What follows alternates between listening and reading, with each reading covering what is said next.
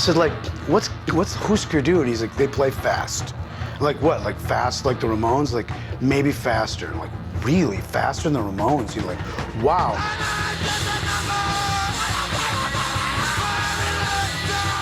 They combine velocity with melody, with aggression, with despair, yearning. I mean, they wrapped up everything that was cool about rock and roll, even from the beginning, and they made it all their own deal. In the early 1980s, Hüsker Dü became the first Minnesota band to join a new subculture moving throughout North America. For a brief time, they embraced the speed, sound, and fury, and encouraged everyone around them to create Minnesota hardcore. We'll be back for another set.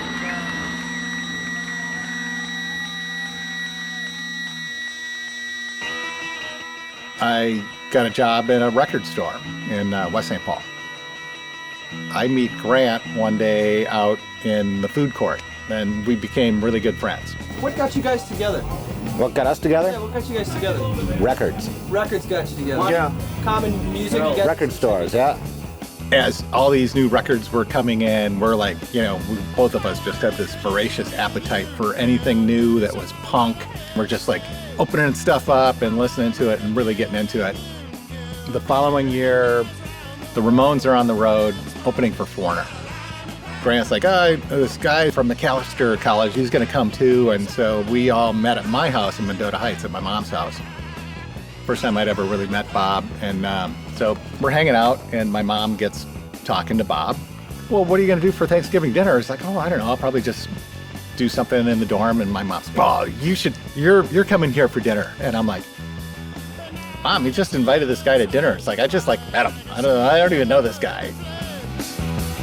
One day, Grant picks Bob up, brings him to my house. Grant's drum kit was set up in my basement. And so Bob's like, well, your drum kit's set up. Looks like Greg's got a bass. Why don't we jam? So Bob's like, hey, this is a Ramones tune. It's like, these 3 chords. 1, 2, 3, 4. And we're like, this is a lot of fun. Let's keep this going.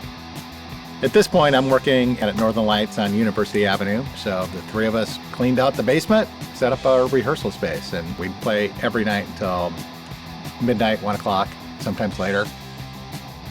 The band, now known as Hüsker Dü, got a gig at the Longhorn, eager to become a part of the Twin Cities scene. I think the first time we played the Longhorn, we got $12.50 plus drinks. A lot of those early shows were just a handful of people, and there were definitely nights where we would clear the room. There's some folks I know that when they first see Hüsker Dü, oh God, these guys fucking suck. It was just a barrage of noise, obnoxious, but it was beautiful. They weren't the best, but I loved them because there wasn't anything like that in Minneapolis. And then it was just like this thing where you just are like walking in your sleep, kind of. It's kind of like a really good nightmare. So when we first started playing at the Longhorn, we were from St. Paul. We weren't the cool kids on the block, right? And it seemed like everybody else was from the western suburbs. And they all knew each other, and they all went to high school together. And so for St. Paul kids to try to break into that, it made us hammer harder, right? Hüsker Dü practiced constantly, writing songs, playing shows, and now they wanted to make a record. Statues was one of the songs that we recorded for the demo for Twin Tone. Twin Tone was the record label at the time, releasing vinyl for practically every local band, from the Suicide Commandos to the Hipsters to the Suburbs. And each one of the principals liked a different song, and there was no consensus, so they decided that Hüsker Dü wasn't for Twin Tone. Maybe we'll do something with the Replacements instead. So that's why we called our label Reflex. It's like, all right, fine, we'll put it out ourselves. And then shortly after that, Bob discovers the Black Flag Jealous Again EP. And now Bob's just all in on hardcore. So now he starts writing faster.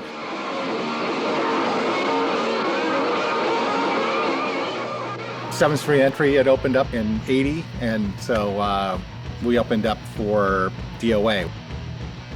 We opened up for the Subhumans, the punk band from Vancouver, and we opened up for all these guys, and we made an impression. And they're like, well, hey, if you're gonna get out on the road, if you need any help, here's numbers, you know. And back then, it's like people wanted to help other people get out and do it. You know, after Statues came out, they knew, you know, I mean, I remember Mould even saying, we got to get out of here, you know, you got to play some other cities. And so it started pretty quickly. You would have a notebook, you would start putting phone numbers in it, you would start making phone calls. Hey, I hear that you'll put on punk rock shows. And we booked what was dubbed the Children's Crusade in '81. When they left the Twin Cities, Hüsker Dü only had a few confirmed dates. We started with a week in Calgary, Alberta, at an old hotel called the Calgarian Hotel. We played 6 nights in a row.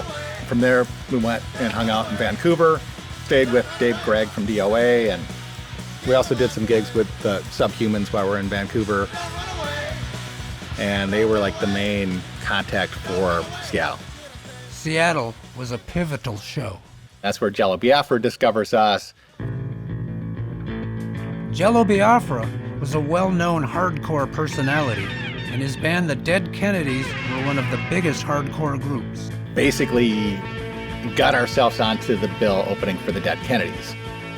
He's like, why don't you guys come down to San Francisco, you can stay with me. So we spent close to a month in San Francisco, staying at Jello Biafra's house. We were there long enough, he forged a rent receipt for me that I took down to the city offices and got food stamps. And we were trying to get something lined up for Los Angeles, and there wasn't anything going on. So we're like, okay, screw it. So we drive straight from San Francisco to Chicago. We drive to Minneapolis to play the entry, and that's when we recorded Land Speed Record. Land Speed Record is generally thought of as the first Minnesota hardcore record. They called from someplace out there and said, we want to record the show in the 7th Street Entry. Instructed me to round up some microphones and stands and maybe some EQ. I remember it as being about a week before the show, you know, because I think they'd had a lot of these songs building up for a while. We were just like, yeah, we need to document this. The band had gotten very tight.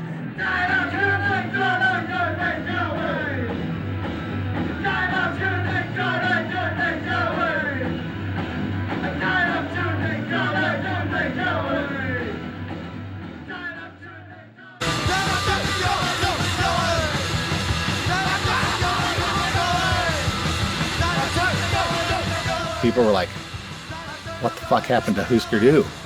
And every song was a million miles an hour. And that's kind of when I went, wow, this is a contest.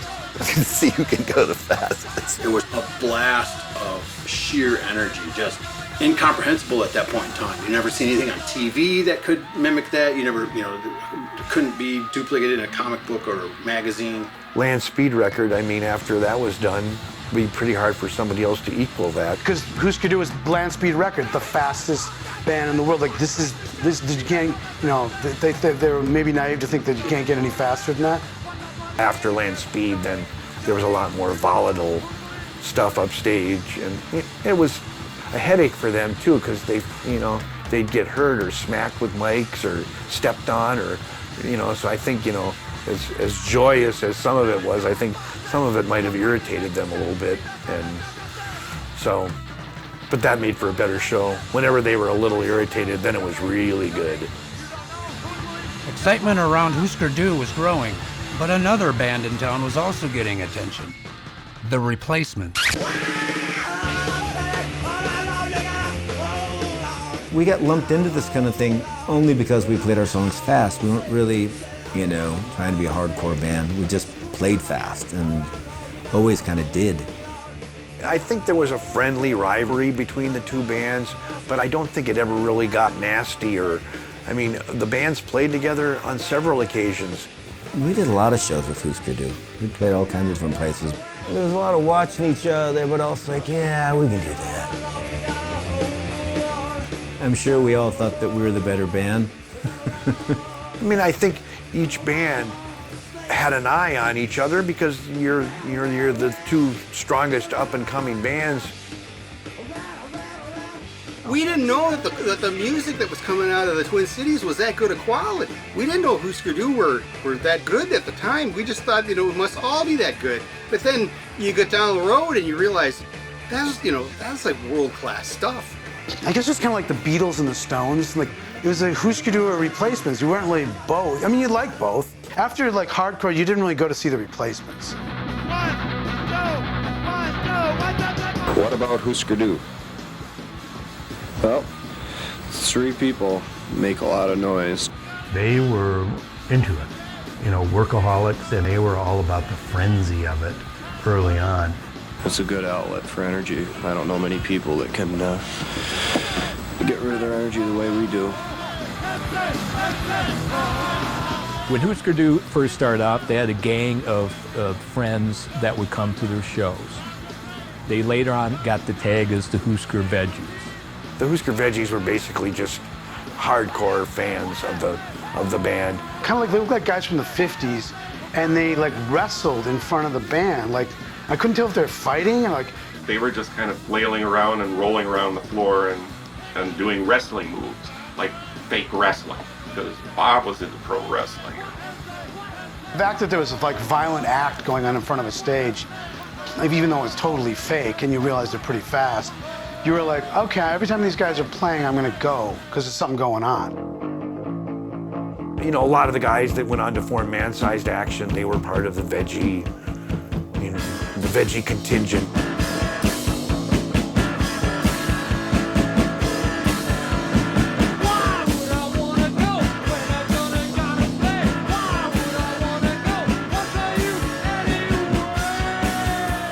Man-Sized Action were the first band directly influenced by Hüsker Dü.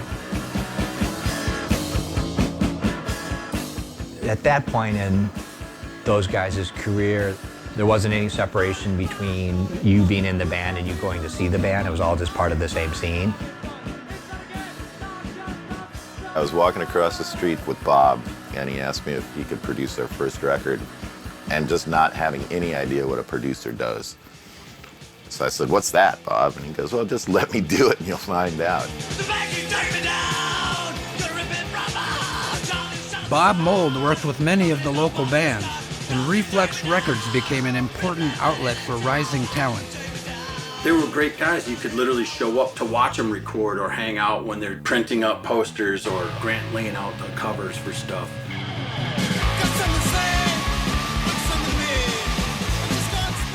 Did his own T-shirts. Yeah. He has fake name graphics. He did Hootenanny. That's Grant Hart. Yeah. Yeah, he was a really talented guy. Grant loved music. He was a great artist. He was very funny. Grant could be the most beautiful person, heartwarming, generous, as all get out, but he can be a sarcastic asshole. Some people say, oh, he's a dick. You know what? If you think he's a dick, well, he's our dick, and that's why we love him. Grant, he never really embraced hardcore in the same way that Bob did. Grant wanted to write great pop songs. I found it very unsatisfying. And, I was willing to play them, just couldn't write them. The only thing I could come up with in that idiom was, what do I want? What'll make me happy? And that's the story of a guy trying to write a hardcore song.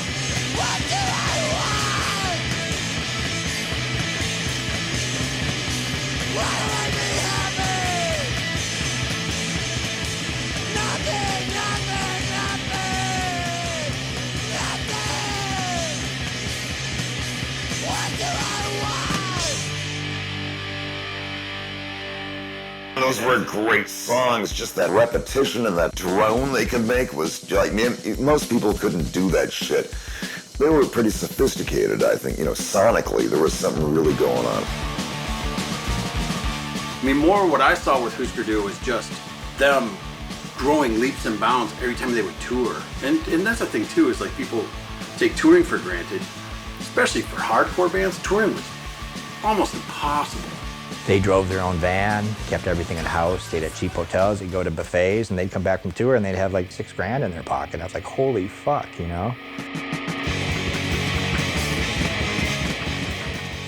They took us on tour. Yeah, I remember some of those shows was just like, after the crowd left, everything would be wet. Just be like wet, like boy sweat, you know? But it was like, it was cathartic, man. Like these shows are just fucking intense. We did come across some scenes that were kind of dominated by some factions that were more like, hey, you're not hardcore enough. You're not. It's like, you better be like us or we're gonna kick your ass. We were like, man, that's a bunch of crap. It's like people should just do what they want to do. Grant writes, it's not funny anymore, right?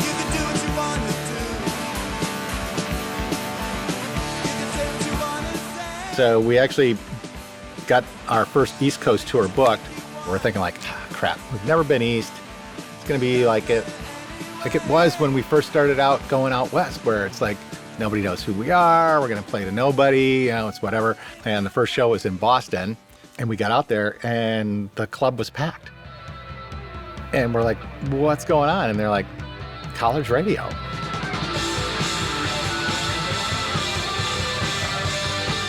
Hüsker Dü used to practice over on the east side of St. Paul. They had rented a church over there.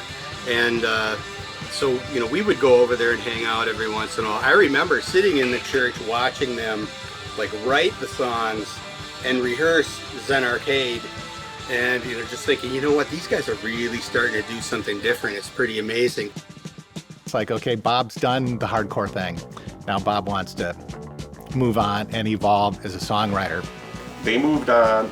They were just like, we're kind of into playing music rather than like, you know, just perpetuating our genre of like anger and speed. I went to see Hüsker Dü in like probably 85. I walked in, I knew Hüsker Dü. I had Land Speed record and Metal Circus, but they were, it just so happened I walked in, they were playing that Birds cover.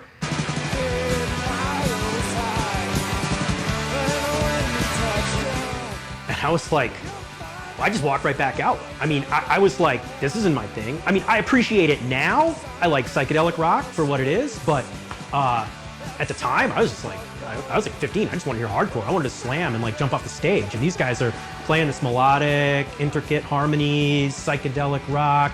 That's my parents' music, man. Like, I went out of here. So I drank a Slurpee in the parking lot, skateboarded with my friends, and missed most of the set. Because then even the big bands from that subculture, suddenly now they're playing for a different audience. Like the Replacements and Hüsker Dü, I'm like, these guys are all turning on us, man. Yeah, you keep evolving, and your fans hopefully will evolve with you, but there will always be the fans that aren't going to, and they'll be mad that you left them at some sort of altar or whatever. They were smart guys, and they did move on, you know. It was like watching, I guess, like watching your home team, you know. Yeah, we were real happy about those guys. When Zen Arcade came out, I think there was that beautiful moment, and then there was like, they're gonna leave us, they're going to bigger things. A lot of bands had broken up, and a lot of people were moving into that adult life, and everything's gonna get big now, and everything's gonna change.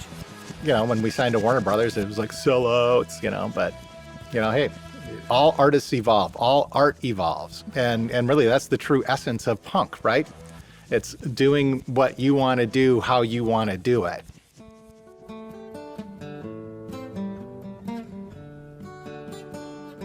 Hi folks, my name is Grant Hart. I'm from South St. Paul, Minnesota. When I was 17, I and two other fellows formed a group called Hüsker Dü, which was my first introduction to not selling very many records. But it was slow and steady, and Within a few years, people started citing that band as an influence, and then that continued, you know, like to the point where it's like, come on, somebody's putting me on. I mean, it's like we were just another band in the same rooms that all these other bands were playing in, and you know, we were very much a, you know, fair trade group of guys.